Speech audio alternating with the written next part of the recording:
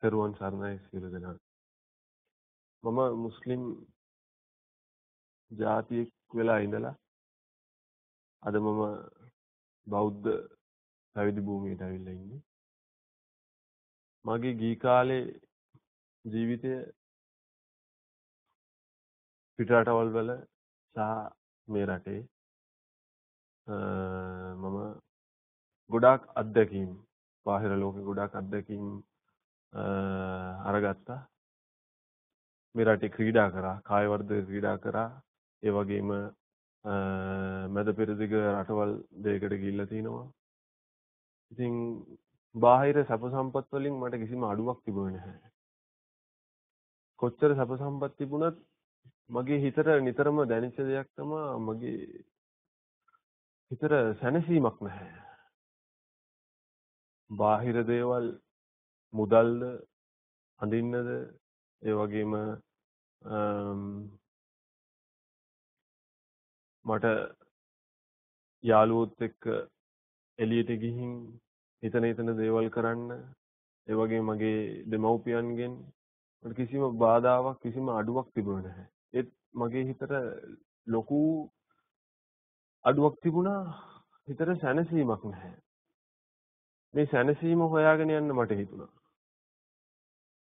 මම අපේ රට තුල තියෙන විවිධ ආගම් ගැන හොයලා බැලුවා. ඒ ආගම් අනුගමනය කරන්න මම යෙදුණා. යෙදිලා මට යම් මට්ටමකින් සැනසීමක් නිවීමක් ලැබුණා. එහෙත් මං බලාපොරොත්තු වුණ සැනසීම නිවීම මට හම්බ වුණේ නැහැ. ඒක හම්බ වුණේ බුදුහාමුදුරන්ගේ දේශනාවක. උන්වහන්සේ දේශනා කරපු දහම් තව භික්ෂුන් වහන්සේලාගෙන් මට අහන්න පුළුවන් වුණා. එවැනි දහමක් මම අහලා තමයි මම දැනගත්තේ නිවීම සැනසීම ඇත්තටම තියෙන්නේ බාහිර රූප, ශබ්ද, ගන්ධ, රස, ස්පර්ශ කියන පංචකාමයේ තුල නොවේ කියලා. නිවීම සැනසීම තියෙන්නේ ඒ දේවල් වලින් ඒ දේවල් අතහැරලා යථාර්ථය දැකලා අතහැරලා ඉන්න එකෙන් තමයි නිවීම සැනසීම තියෙන්නේ කියලා මට වැටහුණා. එහෙම දෙයක් මට වැටහුණාට පස්සේ මම දහම් සාකච්ඡාවලට දහම් පොත් කියවන්න සත්පුරුෂ සංසේවනය ආදී දේවල් වලට මම යෙදුණා.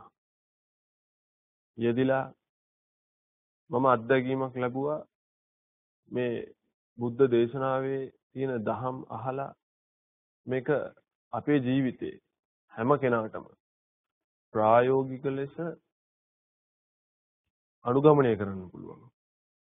ඒ අනුගමනය කරන එකෙන් මට ලැබුණ ලොකු සැනසීමක්.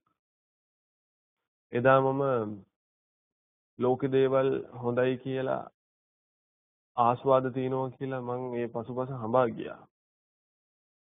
ඒ දේවල් මුලින්ම සැප කියන ආස්වාදය දීලා ඉන් පසුව මහා දුකකට ඇදලා දානවා.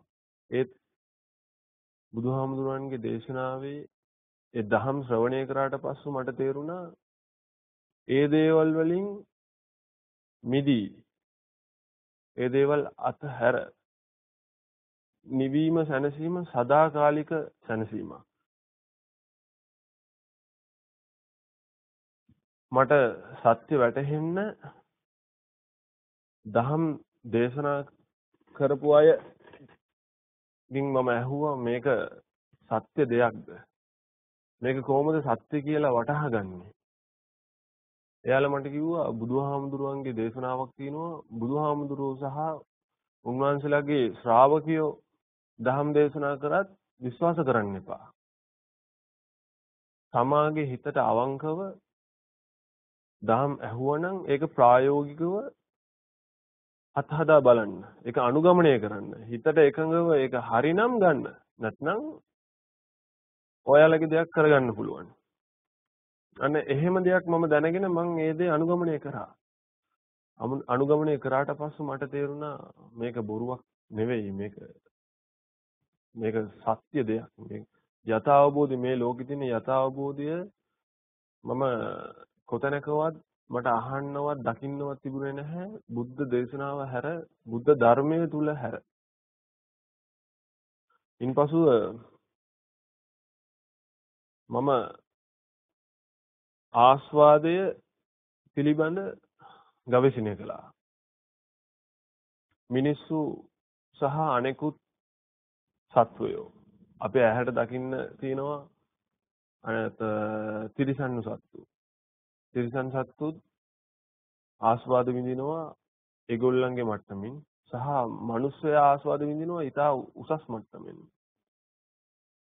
ඒ ආස්වාදය ඇත්තටම ආස්වාදයක් කියලා මට දැනගන්න පුළුවන් උනේ මම ඒක අධ්‍යයනය කරලා බැලුවා. ඇහෙන් රූපයක් දකිද්දි රූපේ දැක්ක ගමන්ම වැටහෙනවා සැප කියලා දුක කියලා සැපත් නැහැ දුකත් නැහැ කියලා උපේක්ෂා සහගත දැනීමක්.